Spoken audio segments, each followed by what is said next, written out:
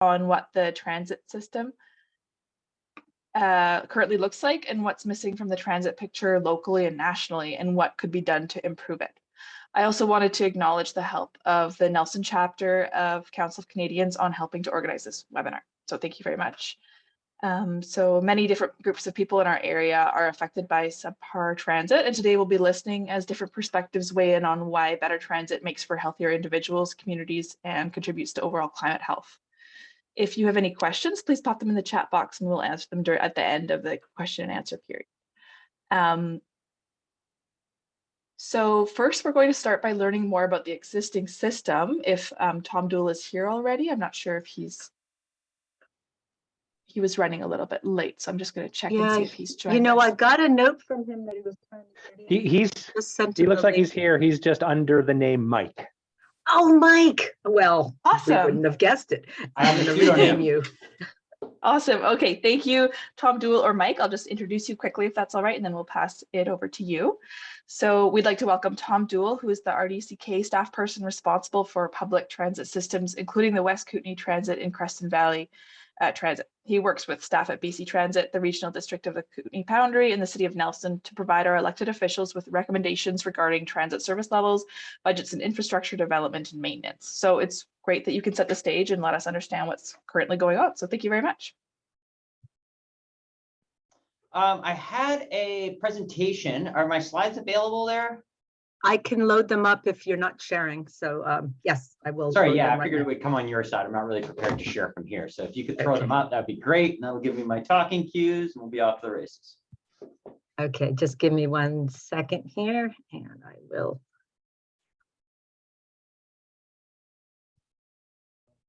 For some reason that's not showing up. Okay, here we go. Sorry for the delay here. Okay, make it full screen.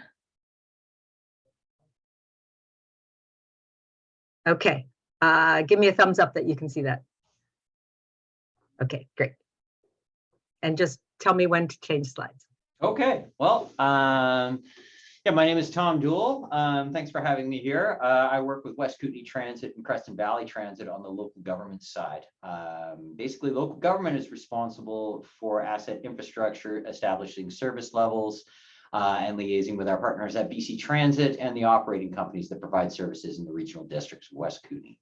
If you want to hit the next slide for me, it'd be great.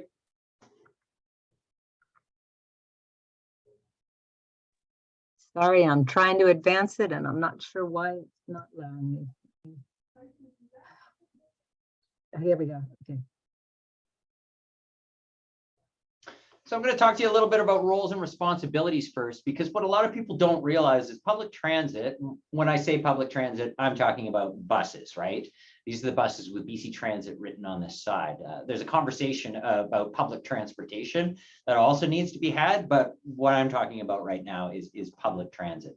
It's a partnership between 3 entities, really, okay?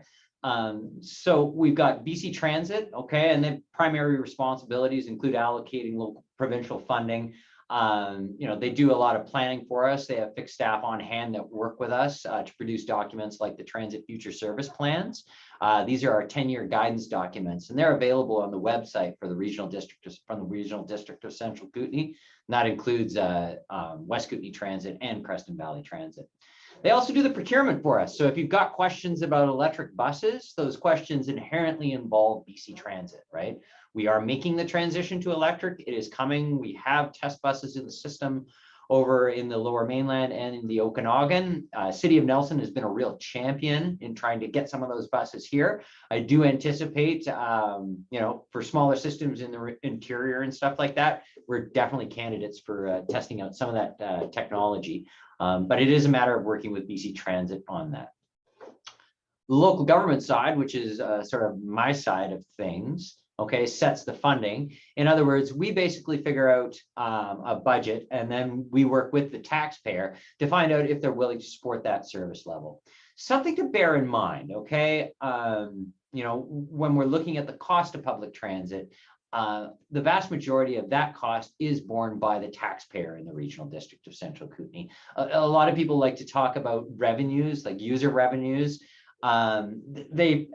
User revenues make up about 3% of my budgets. in most of my transit services. So it's not really all that much. The vast majority, again, is funded by the provincial government and by local government taxpayers. We set fares and manage the sale of fare products. One of the great things about West Kootenay Transit is we've actually managed to harmonize fares. So, and we're further harmonizing them in the very near term. Everything will get brought to $2.50 for a day ride, which I think is really exciting. We had got things most of the way harmonized, but now we're going to get some of those more expensive trips from up at the north end of the lake down from $4.50 down to $2.50, which I think, it removes a small barrier, right? You can get a couple more people on the bus.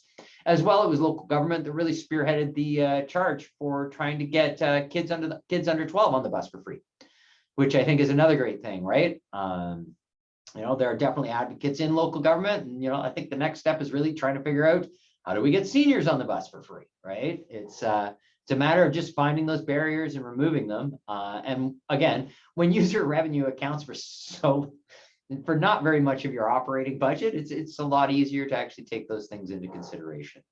We also take care of the transit stops, the shelters, the buses, and the lighting that's at those locations. Over the whole of West Kootenay Transit, costs about $85,000 a year. Bus shelters are a little more expensive than most people think. We're doing our best to try and maintain them. There are obviously some challenges, though, maintaining those shelters along numbered highways. Our local operating company, I don't have a doubt for a second we're going to talk about Next Gen Transit in this conversation and the switching contractors that we've had recently. But I can say that we work with two local contractors. One is the City of Nelson. So we actually hired Nelson Transit to provide a number of our services in the rural areas, particularly the number 10 and the 9920 that runs out from Nelson and then up into the Slocan Valley. They provide a lot of those services for us. And then we work with Next Gen Transit to provide a lot of other services in the rural areas. They are their own companies. We've also used nonprofits in the past and have had successful relationships with them as well. Next slide, please. So again, a little bit of a deeper dive, the cost of transit and who pays, right? So these are provincial averages, okay? So, province-wide, BC Transit's data provided to us. But when we talk about conventional transit systems, and that is the one on the left, conventional transit, pardon me, these are your regularly scheduled transit services, sort of what you would expect normally when you look at a bus schedule and says a bus is going to be here at a certain time, okay? So on average, local government pays about 53% of the cost. Oh, sorry.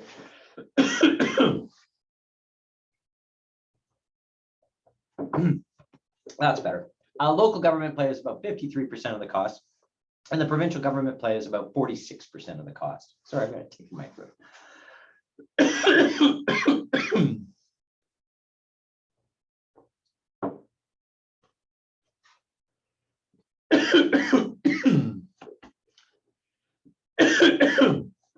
I just did a half-an-hour board presentation, so I'm kind of hoarse. The provincial government pays about 46%. So this makes transit really interesting. Forgive me. Oh, sorry about this.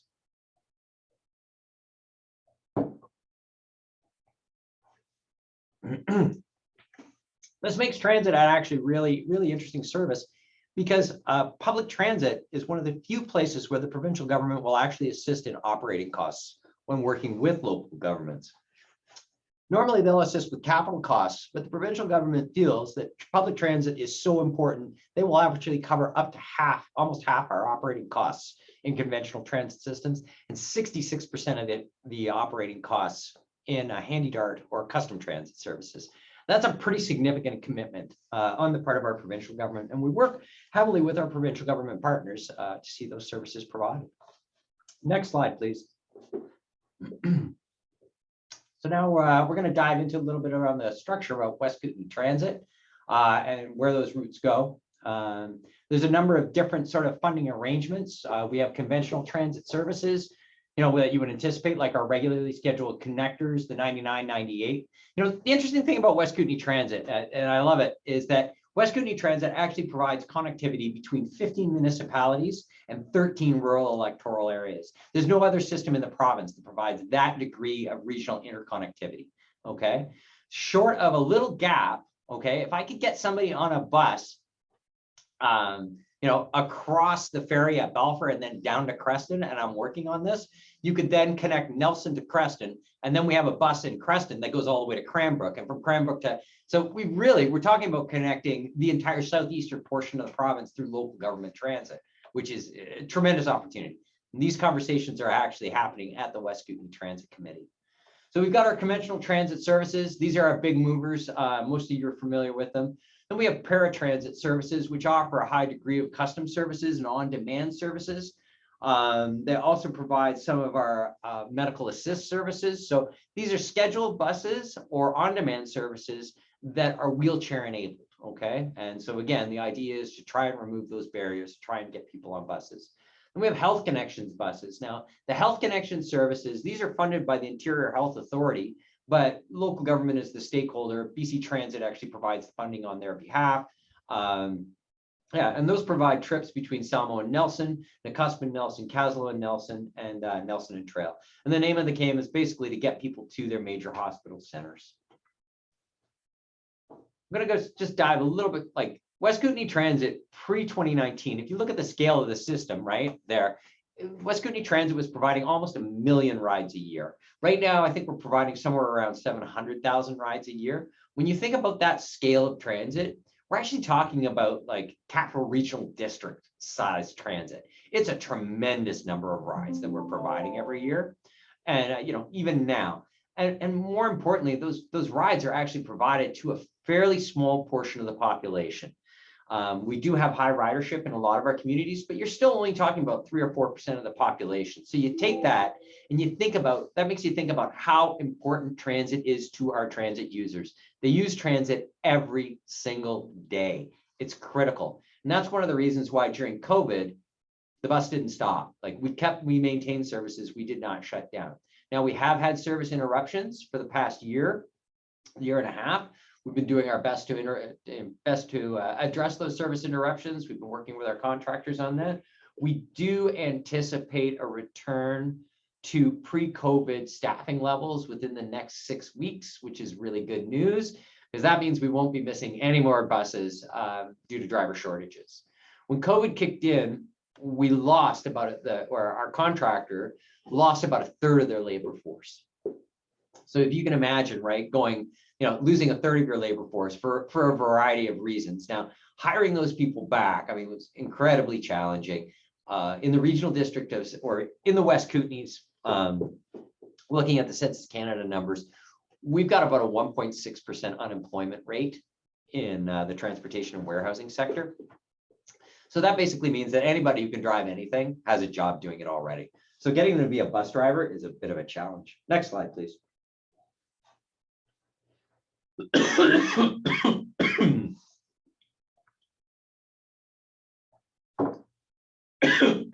Pardon me. I wanted to bring this slide up for a couple reasons, but I think what the best thing this slide shows is that if you look at it, right,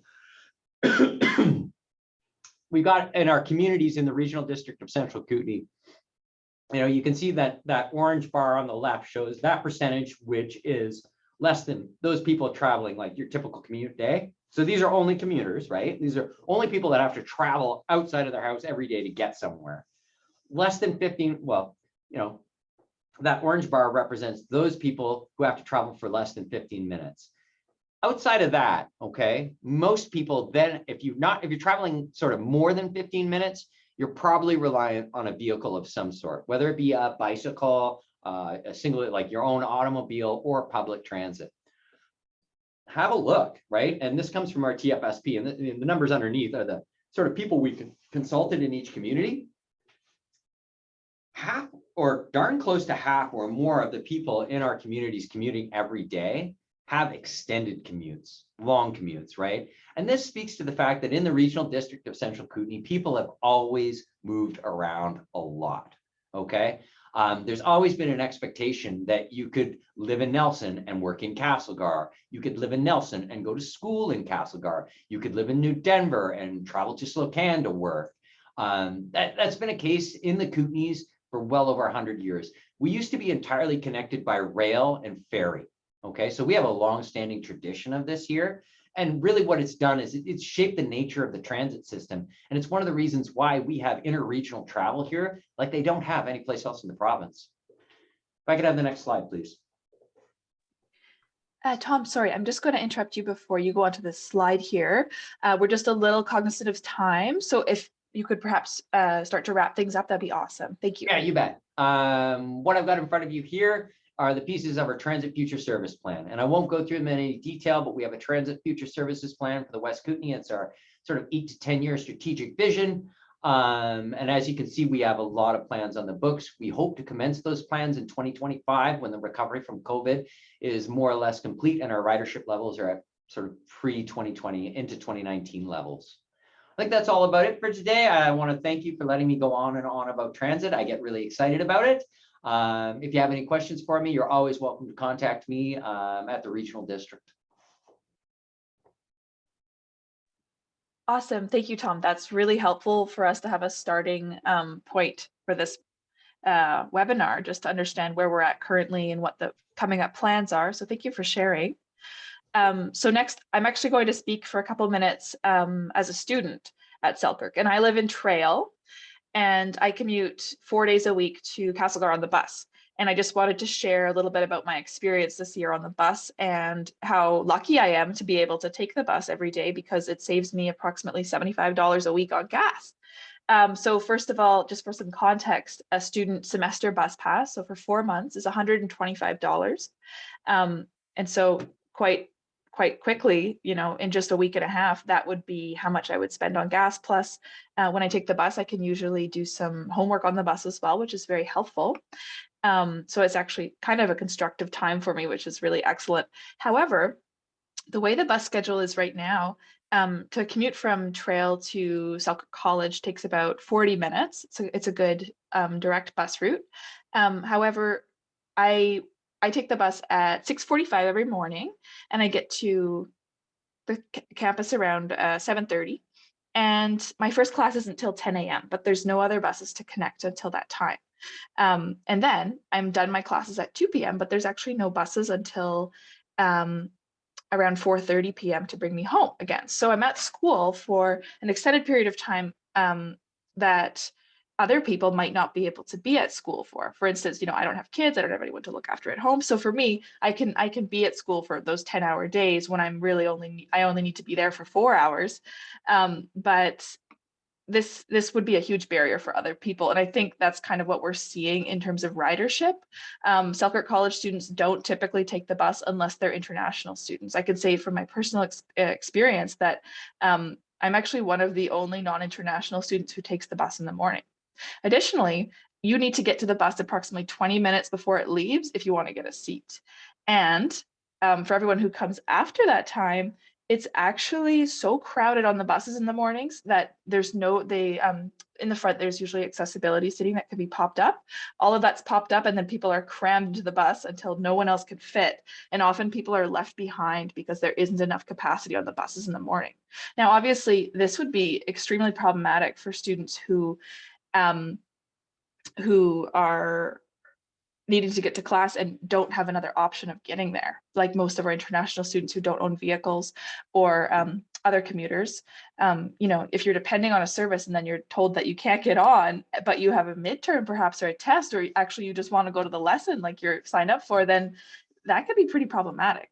So this is what I've been seeing in this past year that I've been going to by bus to Selkirk College, and I'm really hoping that things change soon. And actually, what's interesting is the Selkirk College Students Union has a transit survey coming up during March. So they actually collected a bunch of data pre-COVID, but when COVID hit, it wasn't really relevant anymore. And so now they're just starting again to poll the student body and see what it would take to get students on transit and what are the problems with transit at the moment.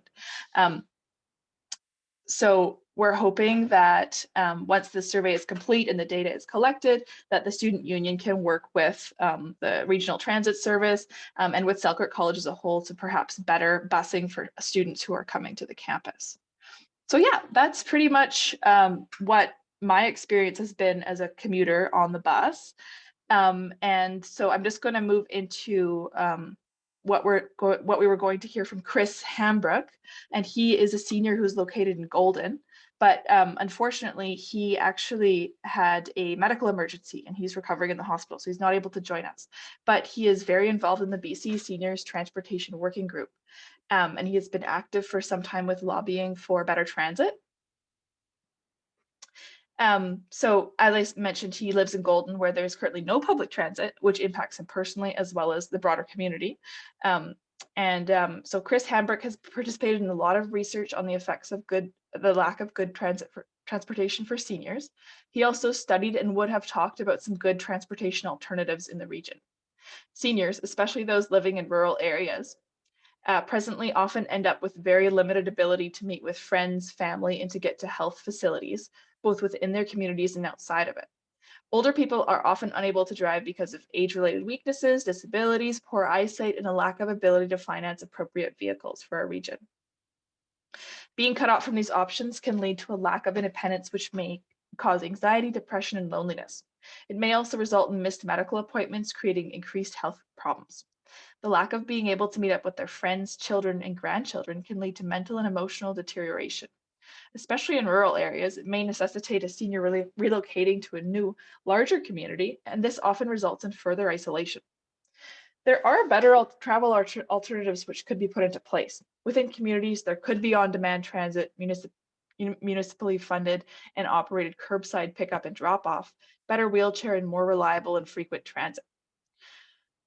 Provincially, we need an accessible, affordable public transit system that is easily interconnected throughout the province into reliable, frequent, and easily accessed community transit. Hopefully, this would eventually become a wonderfully fully connected national system. So Chris also shared with us that he's currently waiting to be transported back to his home via ambulance from the hospital, as there are no transit options available for him to take. He commented that this is an unneeded stressor on our healthcare facilities as well, as the ambulance here is acting as a glorified bus. So we're going to share in the chat a couple of documents from him that we loaded to a shared drive, and we will also include them in a follow-up email for everyone. Okay, so you can check those out in the chat there.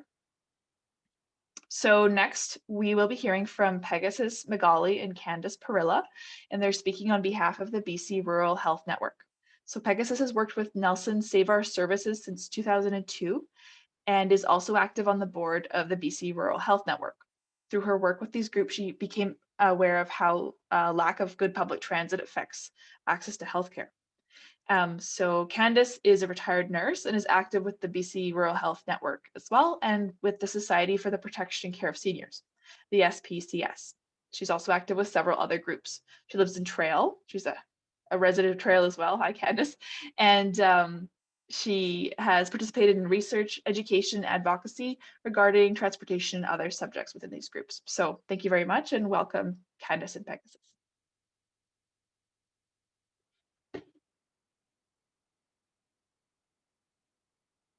You're muted, Pegasus.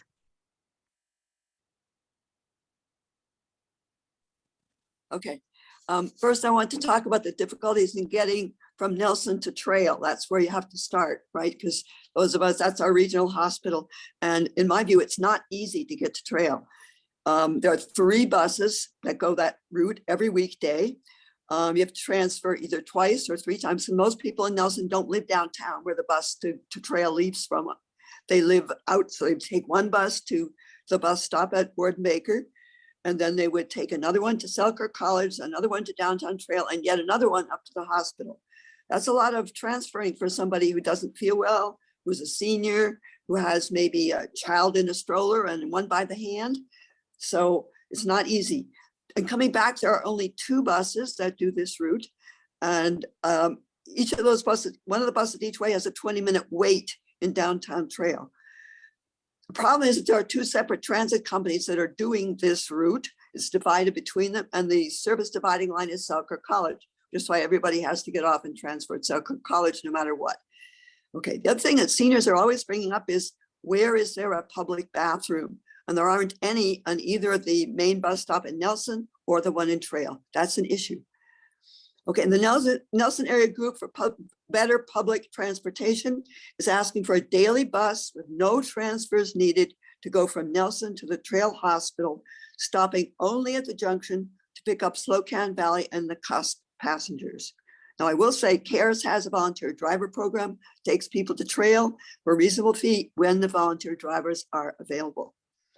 Now I want to talk about the whole topic in general, traveling for healthcare. There's a study by Jude Cornelson and her associates called Out-of-Pocket Costs for Rural Residents when Traveling for Healthcare. It was published in 2021. Interviewed 381 rural patients. Almost half of them, by the way, were from Interior Health.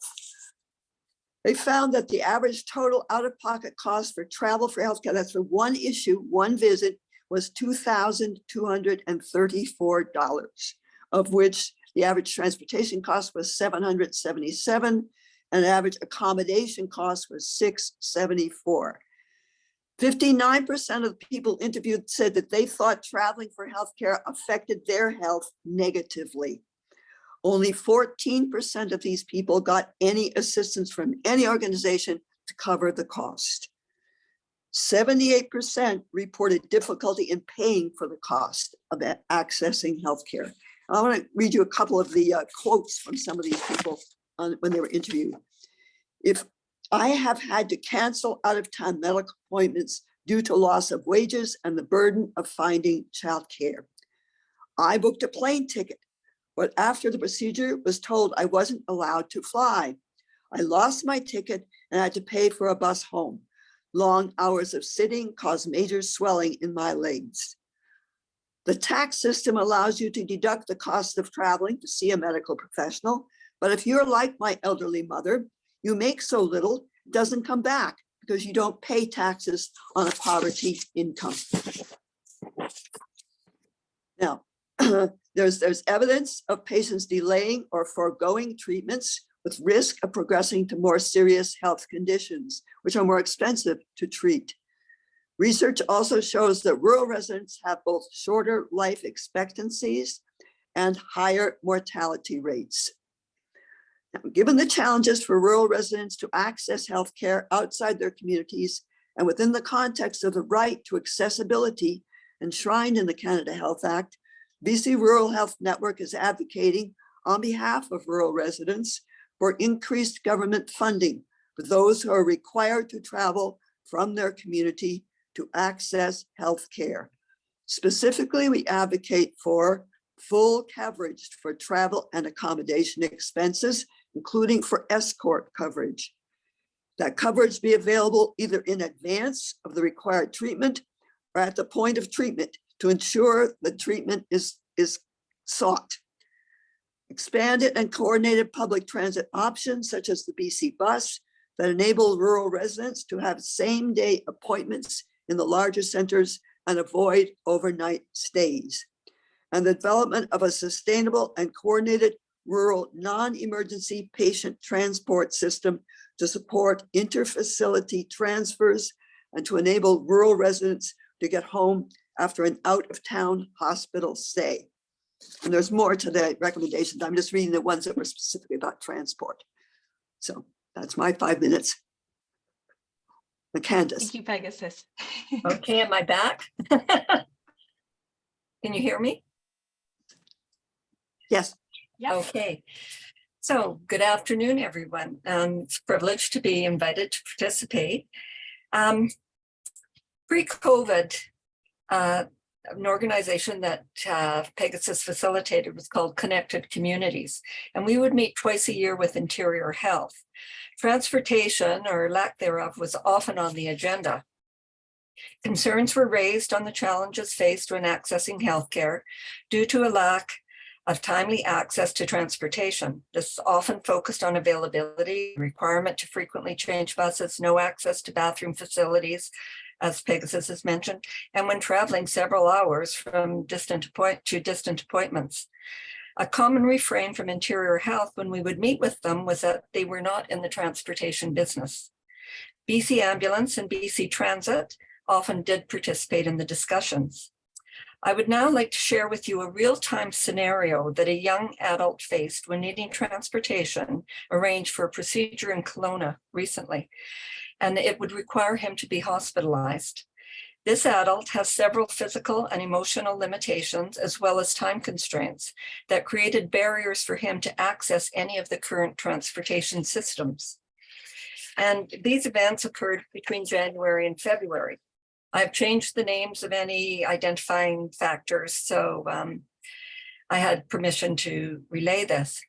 As Pegasus has very succinctly identified the concerns and barriers that exist in rural BC for the same and timely transport of patients for medical appointments and tests outside their home communities, I just want to share this real-time situation. This scenario took place in January of this year. The patient is a youngish adult male who has significant medical and emotional challenges. He does not drive. He has no immediate family support who could provide transport to Kelowna, and does not, just a moment, to Kelowna, and he was going to be requiring a very extensive and complicated procedure requiring hospitalization. He lives on minimal income. He does not drive. Initially, this procedure was requiring a one-night stay in Kelowna.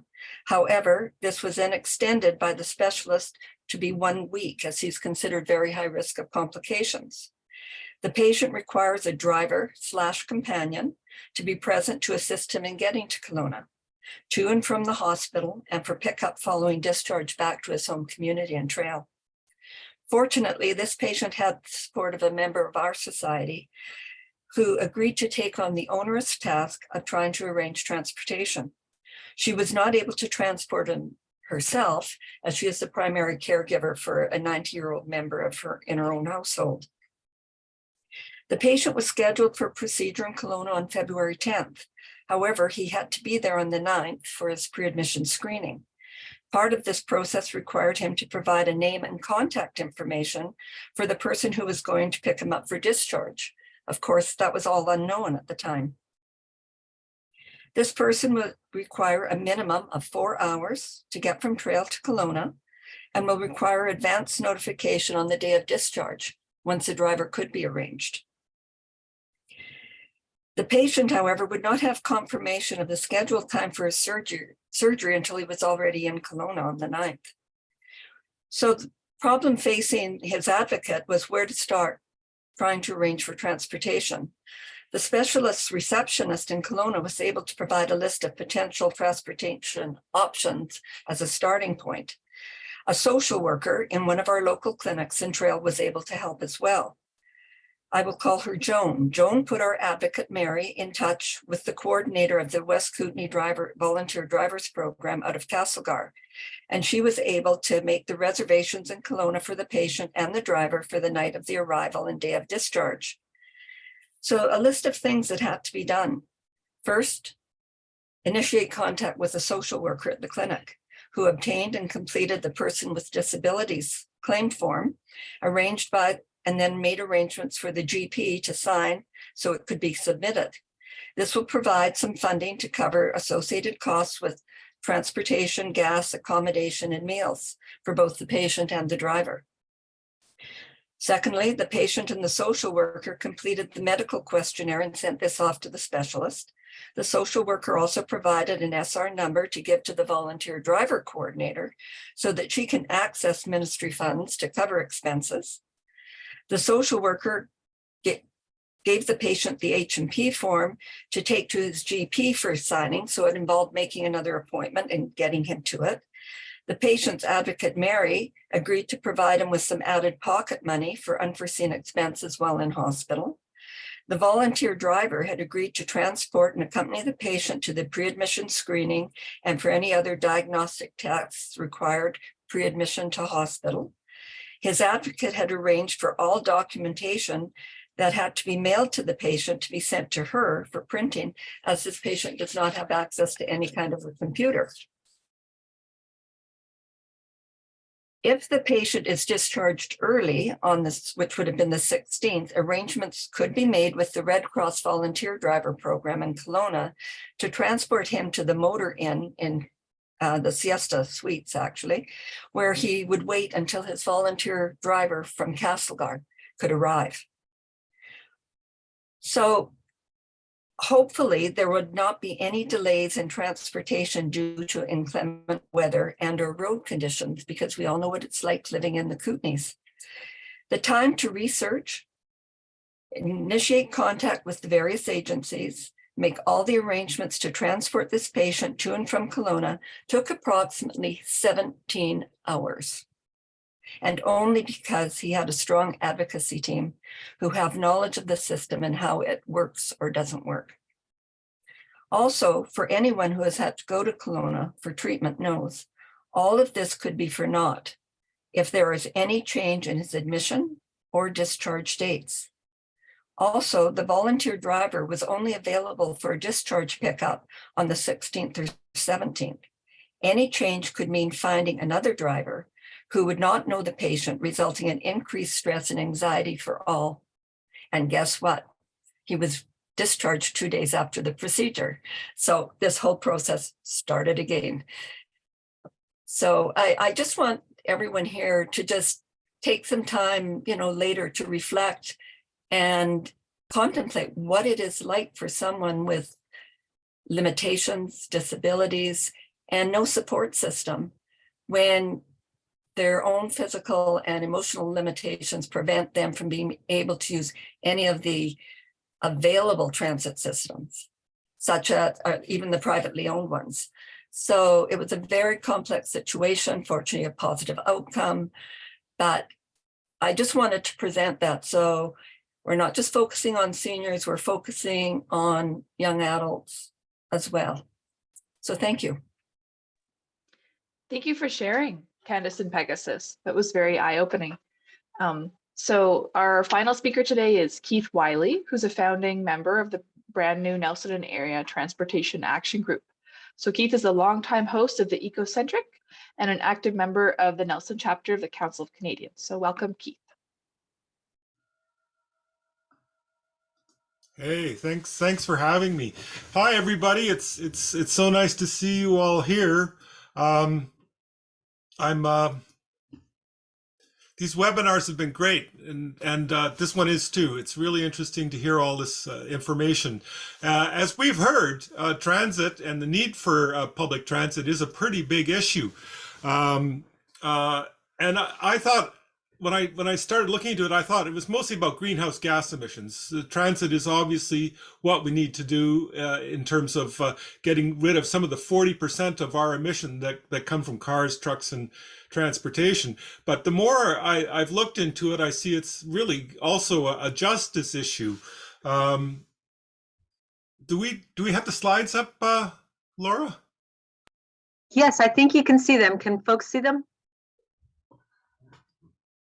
I can't. Yes, I can see them. Yeah, they're good. Better try. Okay. Okay, great. Yeah, just tell me, change slide. I'm on the first one. Oh, okay. Well, let's go to the second one. There they are. Now I see them. So transit is something that every Canadian needs, and we talk about it a lot as a local issue, but it's a national issue, and it's a provincial issue too, and we need to take part in all those causes. What we need is, I think, the high level picture is a high-speed national rail from Halifax to Vancouver at a minimum, provincial bus networks that loop in all the way along there, and local systems as well, local bus systems, and better local transport. It has to be built at scale. It has to be built as a complete working network. We've got half a transit system now, as we're hearing, and we need the full transit system with all the links in place. So we need to build it. We need to build it big, so that it will work with a comprehensive network. So this is a new, I call it a new national dream, because it is about giving Canadians access to much better transportation, cleaner transportation, and will help reduce the high carbon cost of air flights, the high carbon cost of personal vehicles, and the high costs associated with our present transportation system. It's a justice question too. So let's go to the next slide. We were launching this Nelson and Area Action Group for Better Public Transportation. It's a very local group, but we want to take part in provincial or support provincial and national work, but we want to focus first on local actions and working with our local elected representatives to really make the case for stronger transit being provided here. If you're well served by transit, if you live in Vancouver or Surrey or even in Kelowna, these transit is really able to effectively and cost effectively be provided in a place like Vancouver. It's more expensive out here per ride per person to provide transit services, but that doesn't mean that being a rural person, as you can hear, that you should be a second-class person with much limited access to travel, and that's part of it. So let's go to the next slide. So what we want some local, we've thought of 4 local asks, and I mussed up my buttons on this slide. But the first one that has already been mentioned, and that is a regular daily express bus service between Nelson and Trail without any transfers, and take you right from Warden Baker to the door of the hospital in Trail. And that's apparently it's on the way. Something like that is on the way, but it's been on the way for years. It needs to happen. It needs to happen. We need an affordable daily bus service to at least Vancouver and back, but it should be part of a public interconnected bus network. So when Greyhound left the province back in 2018, and that was kind of a ghetto bus service, I thought. They ran it right into the ground, and the service became worse and worse and worse. But we need to build a much better one than Greyhound, and the province should have done that then. And they did supply some bus across the north for safety, but we need a system right across the province. We'd like to see the electrification of all the buses in the province. Over half the buses that are being built in Canada now are being built in the world are electric. I don't know about Canada, but half the buses in the world now are electric, or are being built are electric. So that's going to come, and it can't come too soon. I left one bullet off here, and we really want to look into an on-demand bus service in Nelson, and we should look at it in other centers as well, whether you can have a bus that you can schedule to come to your door.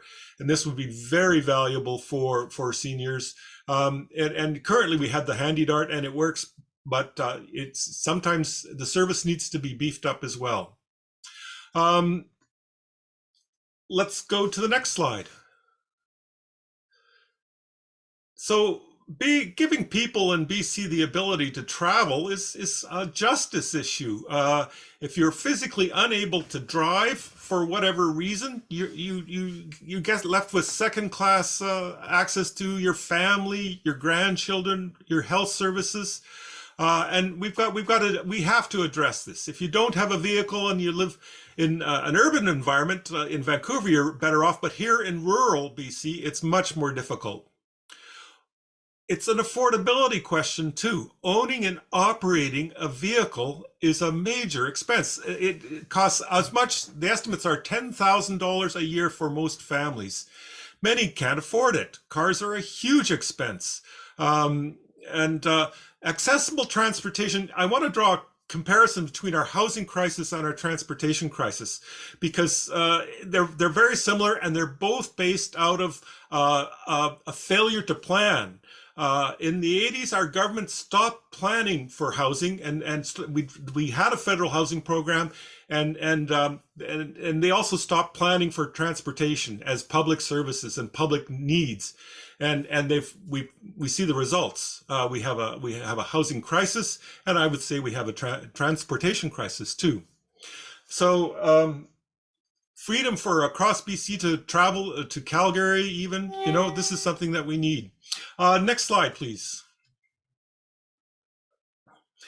The Clean BC Climate Plan calls for reducing vehicle trips by 25% by 2030. It's a tall order, and I don't know about you, but I don't see that they're actually doing enough on this. Traffic actually is getting worse, not better. Even in small towns, parking and traffic is an issue in Nelson. The Clean BC Climate Plan, as dubious a plan as it is, a plan to miss targets mostly, but active transportation and public transportation really need to be boosted in this province to meet these targets, and it's something that we need to do. The Clean BC plan so far talks about and mostly is relying on switching to electric vehicles, replacing gas and diesel buses with electric vehicles. It's a good idea, but we can't replace all the vehicles with electric vehicles. It's a huge cost, not just in terms of dollars, but it's a huge cost in terms of the planet's resources. We need to move to a public transit system. And if we could get the next slide. So BC's big claim is offering up to $9,000 rebate on an $80,000 electric vehicle like a Tesla. Is that a solution that works for me? For you? It's not one that works for me, and not for most people in the province. And even if you had the money together, they're hard to get. They're hard to find. Shared electric vehicles will have a role in future transportation, but it won't be to just replace the internal combustion cars with electric ones. We can't afford to replace all the gas guzzlers with electric chariots.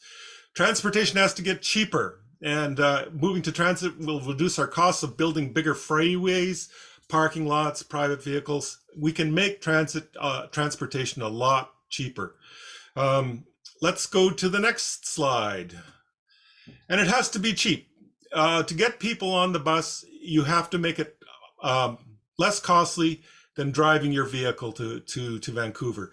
The intercity link is so important because if you rely on a car to make any trips and you have a car, you're more likely to use it locally too. The whole system needs to be built, and that includes the intercity part of it as well. And the next slide. I'm almost done. When we do reduce car trips a great deal, we'll save on our highway budget. The province of BC right now is undertaking a clean transportation review, and they're looking for public input. So I think the group that we're organizing is going to start with doing this right away and find a way and facilitate a lot of people to take part in this process and have input into the province on their transportation plan and make a big, robust transportation plan. Next slide, please. We also want to work a lot with our local representatives to make representations to Nelson City Council and the RDCK directors. We want to encourage them and support them in becoming transit champions for our area, and they would know that they have citizens backing them up when they go to the province and the federal government to fund much better transport. So there's a lot of things we can do collectively. We will be talking to our local representatives. We'll create a letter to sign on. We can do many campaigns. There's many options for local action right away. So we're going to be holding a meeting in the near future, and I'm going to put my email address in the chat, and I'd really like to hear from anybody who would like to join the action group, and we're going to be doing action. And the last slide, please. We've built a small website, Nelson Public Transit Action Group, with some research and news. and it's a good way to contact us as well. So I need some help putting up more information and creating more content for the website, but we've started and we're ready and going ahead. And I think that's where we should stop, where I should stop. Awesome. Thanks so much for sharing your initiative, Keith. And we're looking out for your email address, and we can share your website as well in the chat if anyone else wants to get involved. Yes. And I'm seeing here that we have a couple questions for everyone. Okay, let me see. Diana is asking Keith if there's going to be opportunities to participate online and not in person with the action group. Yes. Yes. Awesome. Absolutely. One of the first things we're going to do, because the window for having input to the province on their transportation policy is only till April. So we have to get on that right away. And there'll be places that everybody can participate in that. Awesome. Thank you, Keith. So at this point, if anyone else has any questions for any of our speakers today, you can just throw them into the chat, and we have a couple of minutes here to answer those. In the meantime, while we're looking for any more questions, I would just like to read this one out that was for Tom. He had to step away, but I thought it might be worth sharing with everyone. It's a good thought-provoking question. So the question is, why even have user fees for buses if user revenue is such a small portion of the funding? And in his presentation, he said it was around 3 or 4%, I believe. So, that's an interesting concept as well, especially as Keith was mentioning the importance for free or cheap transit options, right? So even $2.50 is still a barrier for some people. So interesting. And hopefully Tom will be able to give us more information on that in the future. Okay, I'm just checking the chat to see if there's any more questions. Let me see. Someone asked about a Sunday service for the bus. Yeah, and that would be really awesome if we could add that to our list of ongoing requests for better transit. I know from personal experience, I tried to take some Saturday courses at Selkirk, and I wasn't able to take the bus to those either, so I wasn't able to attend those. It's, it's not only as we saw throughout the presentations today, it's really not only seniors who are affected by transit, it's students, it's international students, it's people seeking healthcare, it's our everyday commuters. Everyone is affected by the lack of transit in our region. So yeah. Yes, Keith? I forgot one thing. I left off my last slide because I thought I didn't need it, but it was actually quite important. We also can work with the provincial plan. I see that John pointed out. I've been attending the meetings of Let's Ride, Make Public Transit BC Wide, which is an action group that is working across the province. And there's a federal one as well. There's Keep Transit Moving, a federal group that's putting on pressure on the federal government to up transportation funding. So we want to support the actions and the campaigns of these. There's a lot of other people working on transit all across the country. So it's a real global movement now. Awesome. Thank you, Keith. I'm seeing here we have one question in the chat. If anyone knows the answer to this, Sean is asking what the status of the bus exchange move / washroom is in Nelson. So if anyone has any information about that.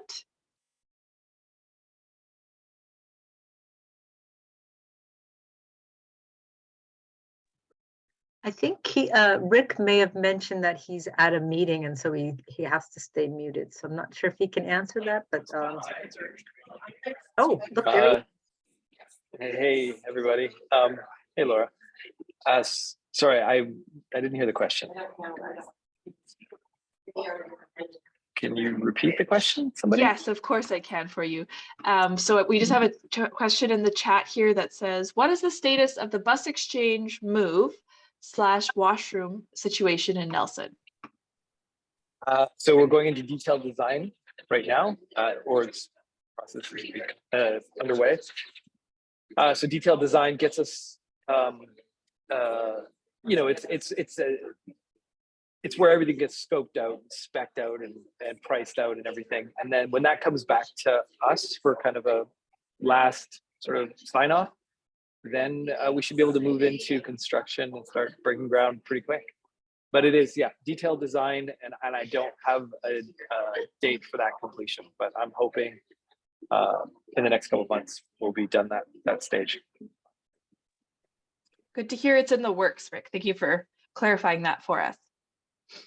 Okay, I think we have one more question for Rick here. And it's, what is the status for an enclosed bus shelter at the hospital? So Phil, thanks for that. It's not going to happen because that's sort of on the hospital and it's private land, and we can't sort of force that. But the logic there is that the hospital now has, with getting out of COVID, and they've got the covered area, that you pretty much have everything you need for a shelter as it is. And so the argument for building a second shelter, just the rationale wasn't, or the logic, or it wasn't there. The reason wasn't there. So it's not going to happen. You're just going to have to shelter underneath the walkway, unfortunately. Yeah. But if I could just say something there are bus shelters all over the city of Nelson that are provided by the city of Nelson. And there's an area just outside of the hospital that doesn't belong to the hospital. It belongs to it's a right of way, city of Nelson right of way. Why can't a bus shelter be built there? It's possible. But when we've and I've pushed on this to get both city staff and BC Transit's perspective, the consensus is that it's what you've got there now provides everything that you need for a bus shelter, maybe a little bit of an extra walk to sort of get on the bus, but it's all right there. And when you're coming out of the hospital, it's probably a more comfortable spot to be close to the hospitals, and you go in and out to the bathroom if you need to. Anyways, that's the rationale as it was explained to me. And given just the enormous amount of pressures around the system, it was deemed not a priority. It's a very poor response, and it's totally inadequate, and you should hang your heads in shame. Okay. Okay, thank you. Thank you for the question period, everyone. And we're at 1 o'clock now. So thank you, Rick, for answering those questions for us today as well. And thanks for jumping in there. So we're going to give a big thanks to Tom, Chris, who couldn't be with us today, but we're sending him healing thoughts, Pegasus, Candace, and Keith for your time and passion in making our public transportation, our area, something that works for all of us, while decreasing our local carbon pollution as well. It'd be great to see all of you at our next webinar on March 17th, and that's about pollinator pathways and bird-friendly cities. So if you missed the link for that, go to westkootenayklimatehub.ca and click on events. Otherwise, it'll be shared in the chat there before we end the meeting. So thanks so much, everyone, and we'll see you next month.